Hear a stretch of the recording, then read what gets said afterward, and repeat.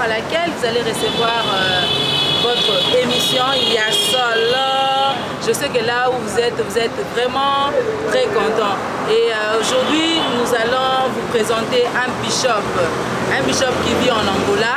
Je sais que en Angola, bozali kosepela, bondia, bonoita, en Angola, pe kalami qui était sur place. Ba za na kati ya Kinshasa yaki na milulu na ye awa elongo na pasteur Emmanuel Lungu abengisaki baza na Kinshasa awa.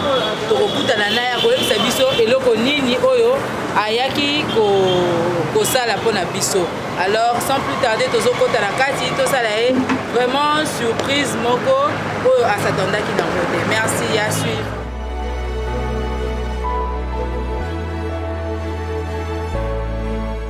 Donc tout à l'heure là tozosala bishop surprise na chambre ayebi kutu te mais tozosurprendre ye pour tosala na émission.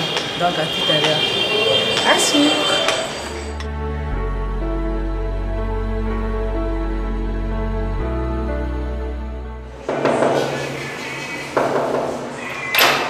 Bonjour papa. Bonjour ma jolie. Ça va vous surprendre là. Vous allez bien? Si vous êtes bien. Ah c'est bon. Vous avez la sur la qui est par rapport à venir à Kinshasa. Et tout le monde est en état à la chambre. Alors si vous pouvez accorder 5 minutes, nous allons là. Merci beaucoup. Ok, tout à l'heure. J'arrive.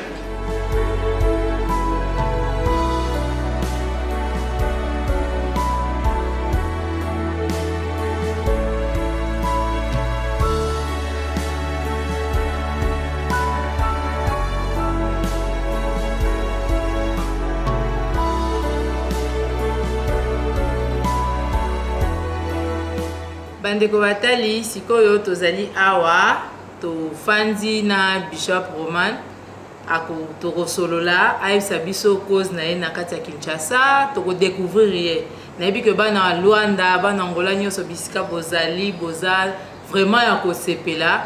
Donc sans plus tarder tokopesa lisusu papa na biso mbote parce que tant toyaki tosalaki surprise azalaki nanu na chambre et bolimbisi vraiment na bato barotala baromona nini mais émission na biso eza bongo tolinga kosala bato ba surprise parce que mutu mosala bandeni bosalaki boye tout ça te tosala surprise pour epesa pe mutu quand même amona que surprise parfois esalaka bien émotion wana to bandeni mutu akoki kokamwa. Donc eza pe ça fait partie na kati ya émission na biso ya solo. Les nakati ya émission na biso ya solo bon na ba rubrique à chaque fois on totala ba émission on na ba rubrique ebele tout et tout. Et puis la deuxième émission na biso ka nakati ya chaîne toujours boza pété car nakati ya Kulex moi si Faveur TV tokozala na ba branche ebele tokozala ba émission mususu oyo kalaté boye ba pe combo et puis bon na pe ba nini tozo sala mikolo ba drama télé dramatique ya bana. Parce que tout le monde a bana mingi baza pour ça otala la musu ba film mais ozaka ya mikolo. Donc entre temps on a passé pe appel pour na bana nyonso baza na pour ça osala ba télé dramatique to benga théâtre baza kolanda émission ba parents surtout au bozola na émission oyo bomoni que mwana na yo azaka na talent wana et bolingi aleka pe na télé dramatique parce que na mona ngo eza télé dramatique mais to message ko benga ngo théâtre. Vous contactez biso pour notre CPL Sarabana à tout moment na et vous allez vraiment être moko éducatif. Alors sans plus tarder là toko pesa déjà papa na biso mbote et puis à se présenter yé moko kozala mieux. Bonjour papa. Bonjour maman jolie. Ngana yebi yo mususu ba yebi yo te. Alors soko koki pour se présenter moko ba yeba yo. Merci beaucoup maman jolie. Naza vraiment béni na tongo lelo na visite na bino. Je m'appelle Nakombo ya Romano Munda Kombo. Nauti Angola, naza apôtre et na titre ya bishop. Koyana nga na kati na mboka ya Kinshasa, mikoleleke bele. Tozalaka awa, Nzamba permeta ki tomeka kosala déplacement et lelo na zongi. Alors koyana nga eza par rapport ya ko sala école bandeko baza awa ba homme de Dieu baza wa basangana ki babengi singa to sala école et pour nous sungana au travers ya ba grâce Nzamba pesi biso. Donc c'est pourquoi motif ya visitation nga awa majeur. Merci papa Roman. Na ceux qui n'attendent bien la linga les romains. Oui. Ok, papa romain. Et n'a vu que bana Luanda à tout moment boza ko sepela parce que papa rotika la na Kinshasa ou bien à zonga na Angola. Bon, na kotika na Kinshasa te na ozonga parce que na Angola nazana responsabilité munene.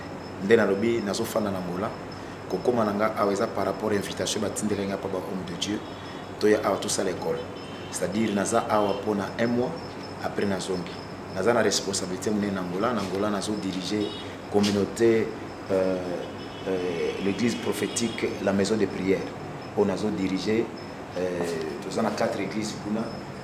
J'ai une école théologique, mais plus nous avons basé dans la spiritualité. Et nous avons avec plus ou moins 63 hommes de Dieu. Donc, nous avons par rapport à l'invitation de tant ce que Koki na zongi pe na ba responsabilité na zango kuna na papa Romain na lingi na yeba na kati ya école est-ce que basi bazali et puis na ndenge toza na mois de la femme ezali pona ko célébrer ezaka d'abord journée le 8 mars ko célébrer moisi basi musu bazo ba parité. Mais na habité na kati Angola kuna bo fetaka ngo ndenge nini est-ce que ça rappelle moi mon bimba lokola Kinshasa neto sepelaka ba maman parce que to mona ami ba maman ba zarande alati li puta ina bengi femme et yango na lobi que question na ngezali na kati école basi bazali et puis oyebisa biso ndenge nini bino bo fetaka mois de la femme na kati ya Luanda. Merci beaucoup maman Jolie pour la question. Vraiment point où est un peu capital tango tozolo bela journée à femme et ça journée internationale et ça batunyoso bazo reconnaître c'est-à-dire moi ça a une valeur makasi na kati na société lelo et question oyo ndenge olandi sele yango et ça na batu mususu lelo tango poser susurbi pour na ndenge na zana école na biso kuna na Angola école na biso école FESAC c'est-à-dire formation na portrait tozoloba formation de spécialité no sacerdoce, c'est-à-dire FESAC. Et la formation doit permettre de comme spécialiste dans le domaine de la spiritualité. Alors, tant que nous avons les Camboya, moi aussi, c'est très important. Et qu'on fête la journée de la femme, et la Bible reconnaît moi aussi. Nzamba pesi moi aussi valeur. Bible zoloba. Na mukana na Genèse. Tant Nzamba sali mokili, Nzamba sali ayo sala moto ba bengi le sommet. Ezaki mobali ngana benga mobali le sommet et nzamba pesi ba capacité ba potentiel nyonso o muto kwa kozanango c'est-à-dire nzamba transmettre kati na mobali ko ezaki nature na ye ko ezaki divinité portion na ye ya bonzamba koti kati na moto mais eza iloko moko esalama na kati na bible solo bake tango muto abandi ko travailler na kati na création ya nzambe parce que nzamba chaki muto a travailler tango muto abandi ko travailler bible solo ba muto abandi ko pesa ba kombo na chaque nyama zo pesa par rapport à la capacité de l'homme récissé dans ma camouflage pour ça. Mais nous avons quitté selon plan ensemble et place ensemble qui nous avons na quatre na création na jardin. Et Bible dit l'homme était fatigué et ensemble moni que non ils ont malamoté. Il faut na sungaye na salile aide moko. Donc aujourd'hui quand on voit la femme, sans la femme aujourd'hui, même l'évangile est comme un accomplissement. La femme doit être là pour permettre à l'évangile, à la pensée de Dieu et atteindre l'objectif sur la terre. Et atteindre où ils allaient qui penser ensemble, na kati na mission au nzambe, ndenge nzambe akeli mokili. C'est-à-dire, tant que l'homme était là, Bible zoloba, nzambalbi, il n'est pas bon que l'homme soit seul. Non, ça est une aide semblable. Alors, quand on parle d'une aide, tant zoloba, tozozwa mot oyo tozoloba bien verbe aide, c'est-à-dire na hébreu babenyango aizer. Aizer signifie soutenir, intervenir. C'est-à-dire aizer ça soutenir, intervenir et Nicolas ça protéger. Alors, si l'homme avait toutes les capacités tant mutu azalaki na kati na jardin, nzamba zeko compter na mutu. Nzamba koko otika mokili continuer na mutu. Mais comment nzamba yo sala aide? C'est que l'homme a commencé quelque part limité, malgré ma capacité, malgré tout ce que Dieu avait introduit dans l'homme, mais l'homme était devenu limité. Alors, biloko yo nzamba tchaki kati na mutu pour comme un accomplissement que de musika, ça la femme c'est difficile. C'est pourquoi quand on célèbre la journée de la femme, c'est très important que l'arrivée de la femme na kati na plan ensemble est très important. Ce qui mutazo ko akwe na kati na mai. Mutadindi na kati ne bani. Alors, mutu azo ya ko bimisa na mutu adindi na ozo ko bimisa ye. O leki makasa zanani. Eza o azo bimisa. C'est que l'homme quelque part azaki ko dinda parce que balobi aizeringo ça intervenir. La femme est venue intervenir là où l'homme n'arrivait pas. Grâce à la femme, l'homme est arrivé à la place où Nzamba lingaki. C'est-à-dire, c'est très important aujourd'hui de célébrer journée internationale. C'est très important. Ngana sepela kana mobingi journée de la femme ko pesa mwasi place wana ko encourager sur mwasi. C'est très important. Même Nzambe pour Nzambe atteindre mokilelo, il a utilisé la femme. Nzambe pour atteindre la nation, il a utilisé la femme. Donc la femme, c'est la personne par laquelle tu peux négliger. Le lot de monde, moi ça continue à l'évangile. Et ça n'a pas tout sous besoin de mater que moi ça côté, pas tout sous besoin de moi ça côté. Nga vraiment nazalaka ni pour ni contre. Nga natalaka Nzambe. Nzambe na bon Nzambe na il peut permettre sans pourtant à tout na mutu. Ça dit batu besoin de moi, batu sous besoin de mater. Moi je préfère na yo Nzambe. À propos na lika moi son Nzamba lobi nanga ke na tindi moi na moi sur terre. Na hôtel melangote. Donc, ni pour ni contre pour moi si la femme a recevoir aux qui message dans ensemble, elle va transmettre un mot dans sa catégorie. C'est-à-dire la femme est venue aider la pensée de Dieu comme un accomplissement. C'est très important de célébrer la journée de la femme. Merci beaucoup, Naza satisfaite. Et puis Naïbi que Bandeko Bazota la biso baza vraiment satisfaite. Entre-temps, Nazo pe sambote mingi na ba Turquie nyos i Gunler Benim Tchok Bouzel, hein. Na pesi apôtre Alain Soukumbo te bisiko zali papa Meraba. Et na pesi en tout cas na la charité nyoso mbote na quel lisusu mo musika na France. Bonne fête na ba maman nyoso, sans oublier ma maman chérie, maman Pauline Mansanga Voitou, Nicole Pouleka, Majoline Deombo, Estelle Deombo, Célia, ma fille chérie, je vous aime beaucoup. Et na pesi papa Magimbo Tebele, na pesi ba maman nyoso ya France, na bike bozolandanga, na pesi bino pe mbote belé, na zongi susu na Kinshasa awa, na pesi en tout cas Kabibinkazi, ba Esti Diabanzwa, na pesi o ba mbote belé vraiment. Alors papa to komi ko kende presque na suka ya émission na biso. Tolinga kitoye ba muke soko koko fungola ya biso moi branche muke ya koyebisa biso na kati ya formation parce que tozo mona oui ba formation ezali oyo kala sous formation tant Rolanda boyelem sous sous théologie te comme magie moko derrière ça et comme eloko moko boye poto boyit kotanga parce que émission na biso za ya polémique te mais tozo mona vraiment na kati ya réalité ya monde tozo mona ba makambo ebele oyo ezake bonzambe eza lisute magie comme kozwa place ba charlatan ba koti na église ba banganga ba koti na kati ya église bazo bata makana sima ya ba pasteur. Alors na ebité formation tant ozolo bawana suka nango mutakokoma nani est-ce que mutako sala pe avandi alali ala muki bon na kelanda cour wana ou bien eza na bato ba moni que ba bengama na musala ya nzambe nde ba kolanda cour wana to na eza na exigence moko pe o eza la conditionné avant mutakota na école na yo. Merci beaucoup une fois de plus maman Jolie pour la question. Nanina loba avant de répondre na profondeur na question par rapport à Dikamboti Koloba. Objectif na biso ya école et puis les autres hommes na bato belé ba koti na magie ba bomba mina sima ya maloba na nzambe.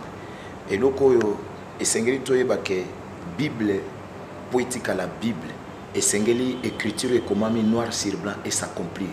Tout mona makambo yo nzamba permettre que comment et salam. Les lois qui batu bazo kamwa batu bazo loba. Non, il faut que l'écriture s'accomplir. Écriture zoloba ke et comment na tamoko makambo ko changer. Le lot tout monde makambo changer parce que c'est l'écriture. Mo ki les autres tambola pas par rapport à ba gouvernement, non par rapport à ya ba président, par rapport à ba constitution, autres monde les autres ça ma belle. Le monde est en train de marcher par rapport à la parole. donc liloba nde ezo renverser tozoma makambo esalama ba États-Unis ba biloko ezosalama na ba Europe lelo makambo esalama na ba Afrique c'est tout ça eza na se ya pouvoir ya maloba na nzambe elobi ke na temps moko bato ebele bako abandonner tant que c'est difficile bato bako luka boye bato bako kende na magie et ça c'est la parole tant le peuple azomona mokili zomona makambo ezosalama c'est-à-dire bato il faut pas s'accrocher encore de plus na maloba na nzambe parce que oyo Bible lobi noir sur blanc et ça s'accomplit donc makambo ezosalama lelo eza makambo to ko s'étonner na moté parce que ça makambo Bible moto lobi ke bo mona na tambo eloko esalami tant to mona esalami to bite Bible eza vrai c'est-à-dire il faut esalama bato il faut pas simba magie il faut bato bakende à gauche pour ce bato basimbi magie te maloba na nzambe eza maloba na nzambe te so bato bakende à gauche na droite te maloba na nzambe eza maloba na nzambe te pour maloba na nzambe te ka maloba na nzambe il faut bato basimba magie Bible moto lobi yango ekoma na temps bato bakotengama bato bakokende na gauche bakokende na droite alors mais mutu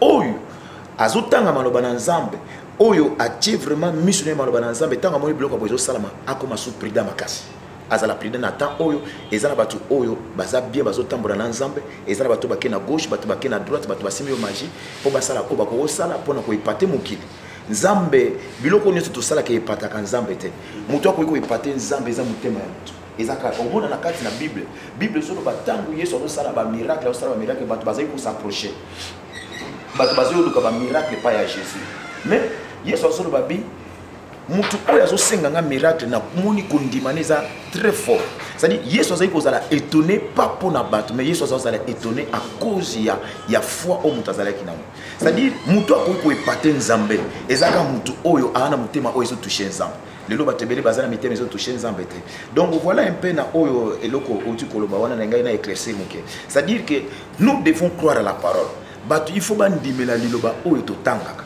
liloba na nzambe elobi ke makambo boye ko salama eloko boye ko salama eloko to komona boye bato bako abandonner foi bato bako mipesa na makambo mokili bato bako landa ba plaisir lelo tango ezo salama il faut tout ndima ke eza vrai alors yo muto ozana makambo wana te kangama na nzambe parce que temps et comme ya ko compter kangama na nzambe eza très important donc koya na biso awa pona biso école na biso toza école oyo na uti koloba to uti na Ngola na yakinga moko te na yaki na bureau nanga toza awa na bureau na tamboli plus ou moins na 3 personnes ba accompagner na tamboli na évangéliste Prosper toza ne kuna na Ngola et azana église na ye to tamboli na prophète Fortune Dimonekene azana église na ye na Viana donc toza na bango na tamboli na ndeko mususu auti na États-Unis toza na ye awa donc toye nde na loba ke biso fezak objectif na biso ezali ya kosunga homme de Dieu. Pourquoi basé na nzambe belé lelo oyo bazo kende na magie basé na nzambe bazo kende lelo na gauche à droite parce que mosé na nzambe bazo ko développer homme intérieur na yete bato ba comme ko développer plus ba penser au bazo mona par rapport à ba relation bazo salame un homme de Dieu oyo nzamba bengi il faut soit capable ya ko se kachaka mota mokie pour akoka ko développer homme intérieur na yete. Et nous avons beaucoup de choses donc notre objectif c'est Nzambe a commencé fort à comme puissant. Tous école la spiritualité. Na école na biso. Tous opesaka courte pour na bassin Nzambe. Na kati na Bible omona ezana bassin Nzambe bazalaki Luc azaki mosai Nzambe te. Mais azaki mutu atangaki mingi atambulaki amonaki makambo yeso salaki il était docteur. Quelqu'un qui avait beaucoup étudié, il avait fait la théologie aussi. Makambo wana tanga ke permettre ya komi c'est-à-dire biso na kati na école mutu amoni kana besoin yekola makambo na nzambe esunga ina kati na vie il peut venir étudier alors ce qu'on appelle kati na yo et ko se manifester un jour avec les études au sali et ko sunga yo lobi tango nzamba benga kamoto nzamba benga kamoto atikila ke ce qu'on appelle le temps de l'appel le temps de l'appel signifie Dieu va te donner un espace à l'espace par lequel yo moko faut se former.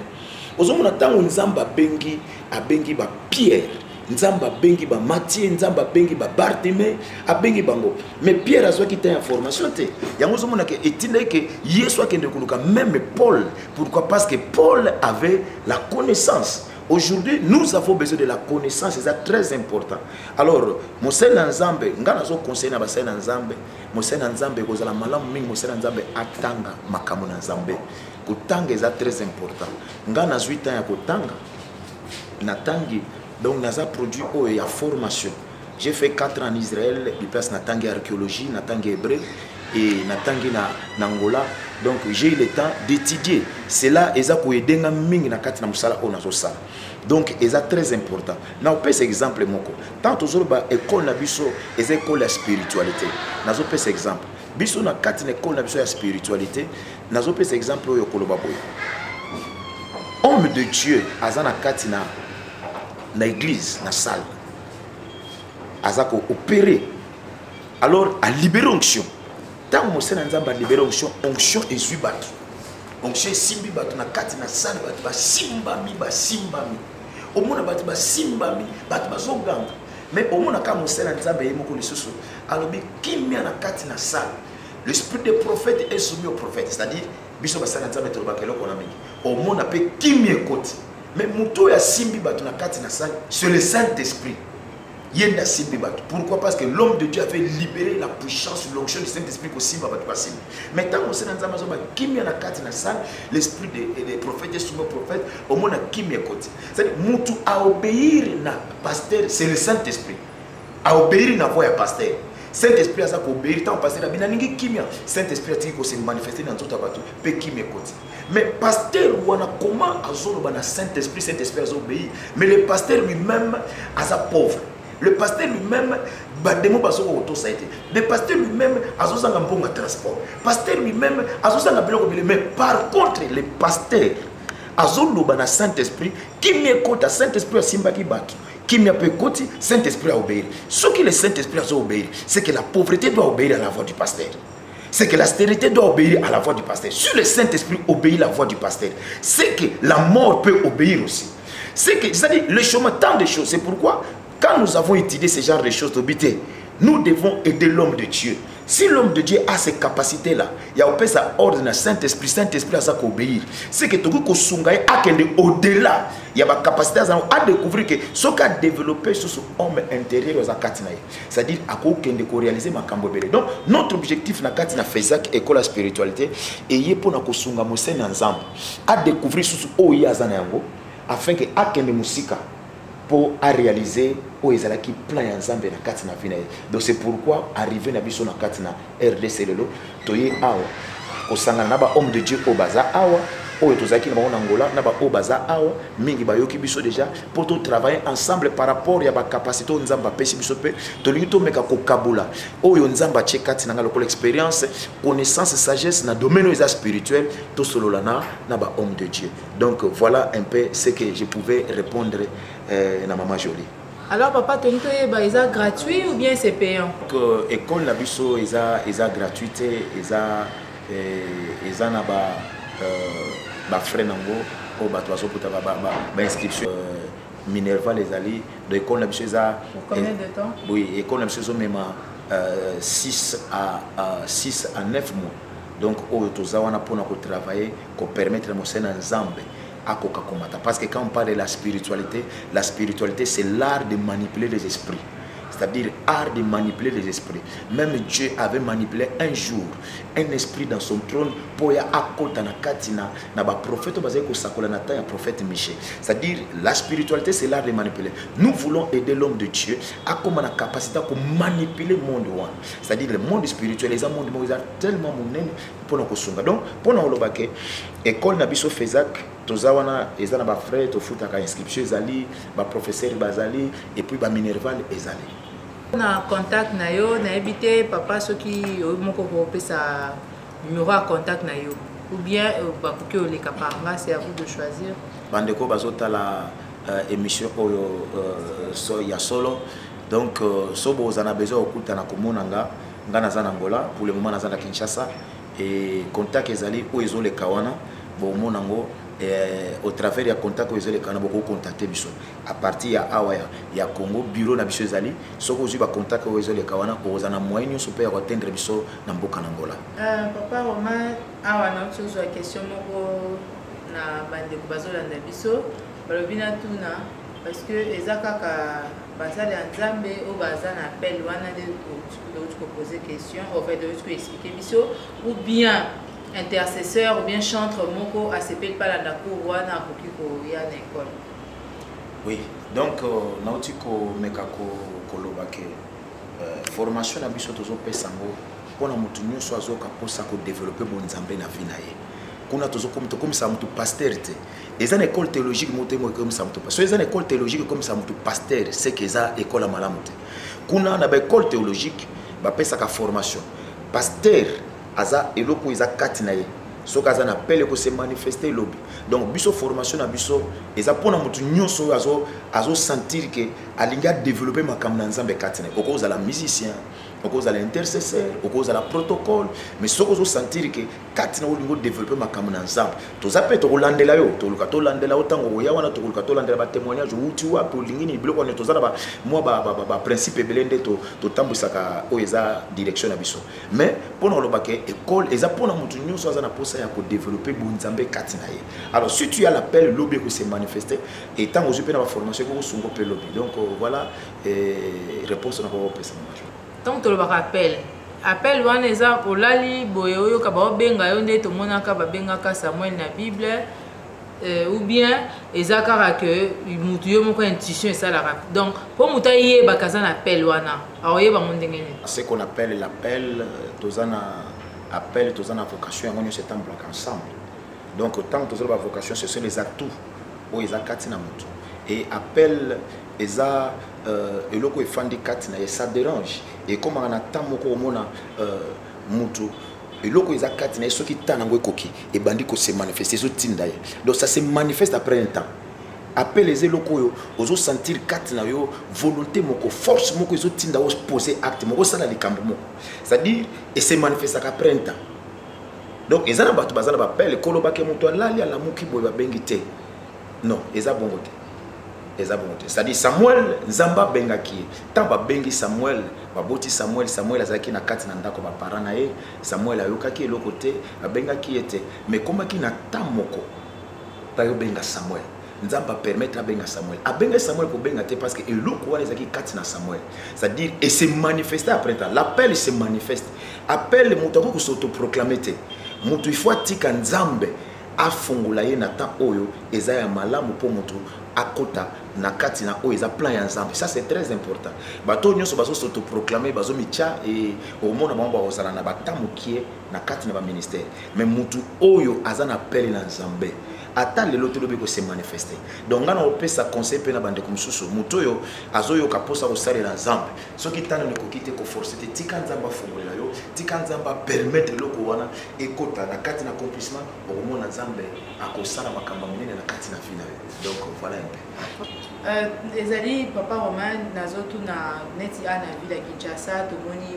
bongo avec beaucoup de respect avec Albert Kankenza nde yé azali président ya ba pasteur awa en cas d'un problème ba contactaka ye po yene ta représentaka ba pasteur église de Réveil alors ngena ye ba pe na niveau ya Luanda kuna ya Angola en fait Angola et est-ce que vous appelez na mutu moko oyo azali que en cas d'un problème le pasteur moko asali likambo ba trouver pasteur moko ou bien chaque pasteur a sa chef kaka ya église na ye président église na ye puis surtout ce qui problème moko ekoi bozana mino na muta olandela bino te parce que tout le monde a un problème tant tozo ba ke problème ekoi lelo tozo mona ba pasteur mususu mto akendaki a escroquer to eloko beto akendaki asala ke eloko moko bobe tant muta telemi tant que un chef que non yé soit ba excommunié soit problème boye hein donc mutu moko alandela bino na niveau ya Luanda kuna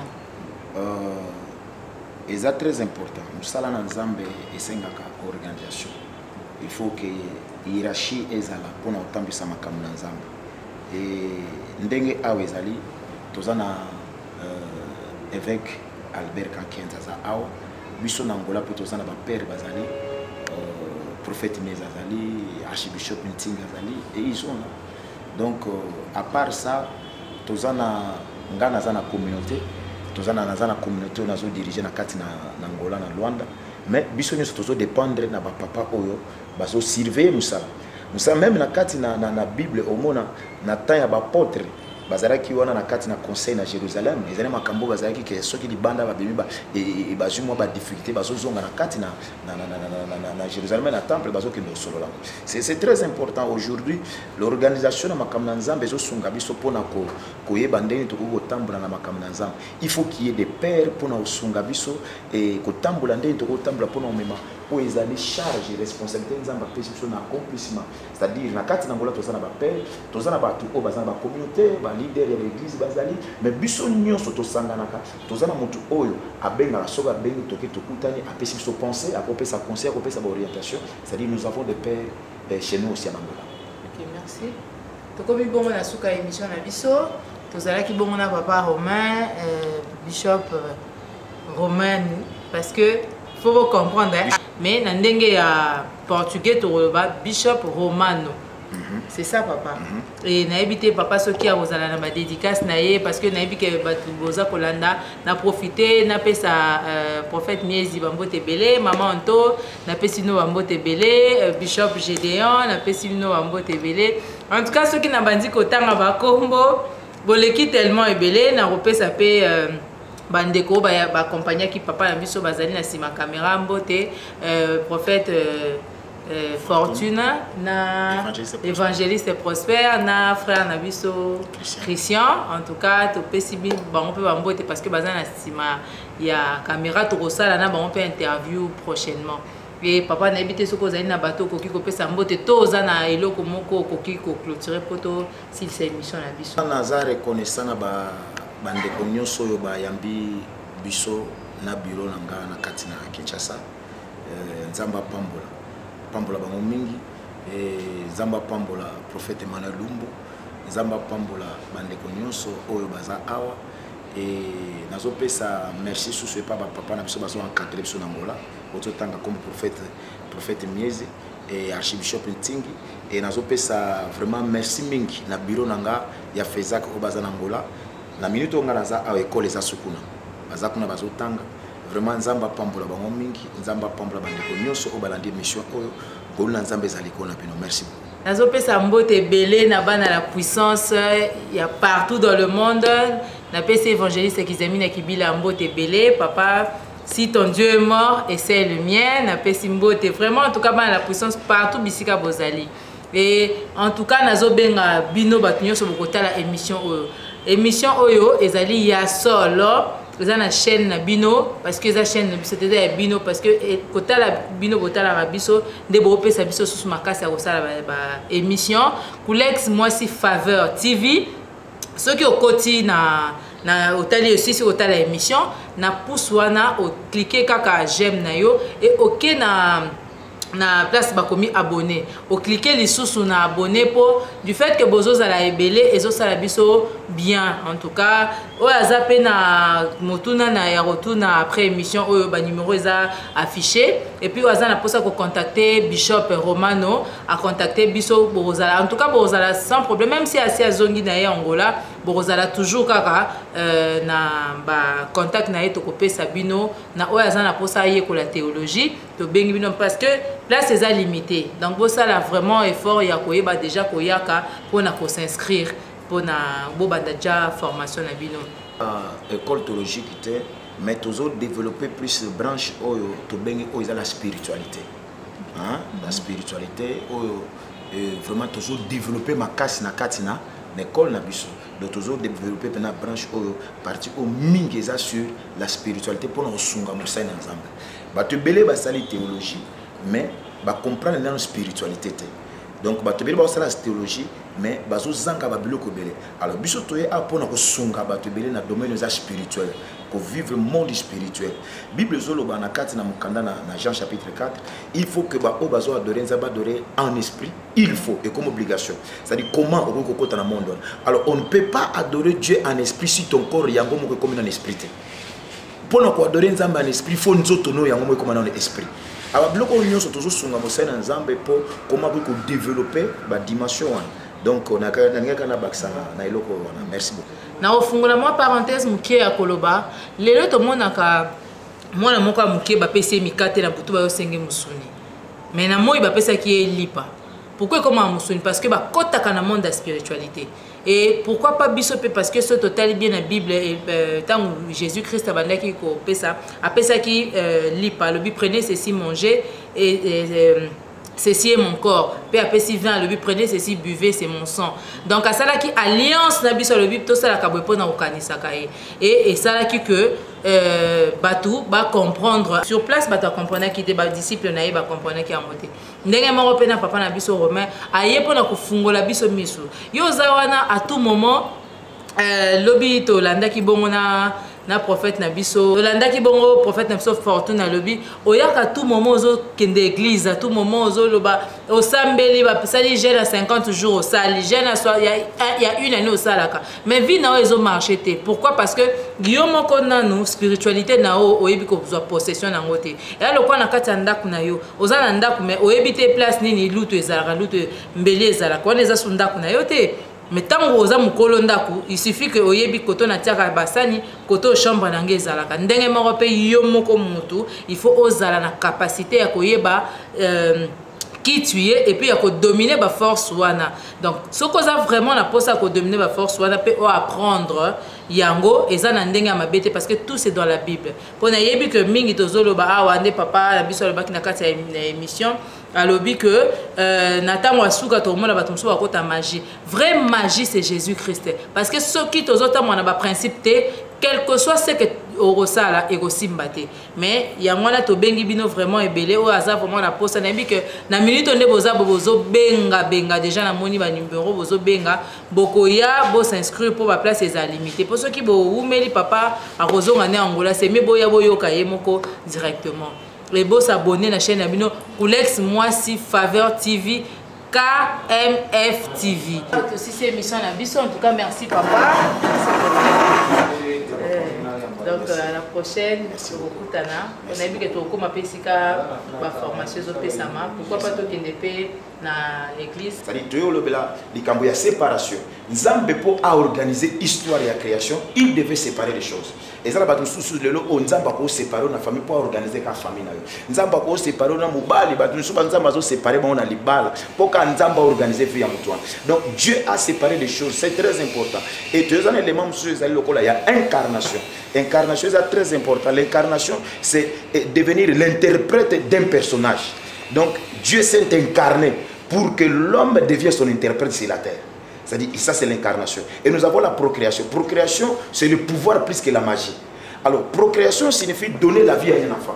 Nous soit comme une capacité à bota, c'est qu'on a pouvoir à créer. Parce que j'ai fait un homme.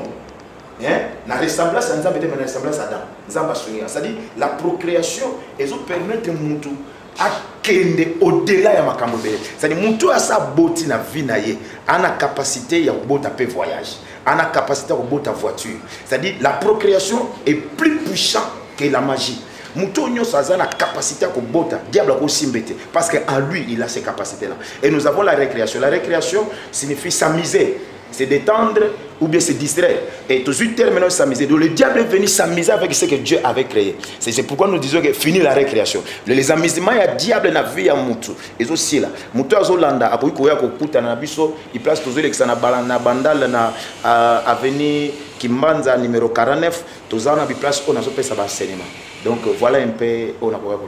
Papa Zana minga kolobana biso. Donc ça la sous émission comme ça pour sous terre pour limbo la sous makambe belé pour na ba oyo ba ozala peut-être na tenter ya kokuta na papa na biso mais nazo insister vraiment lokola papa emoko azali bo profiter bo ya bokuta na ye moko asa la bino ba service et puis ba vie na bino échanger.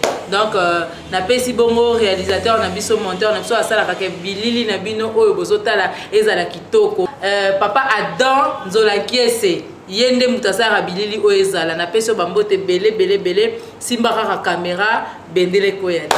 Merci beaucoup.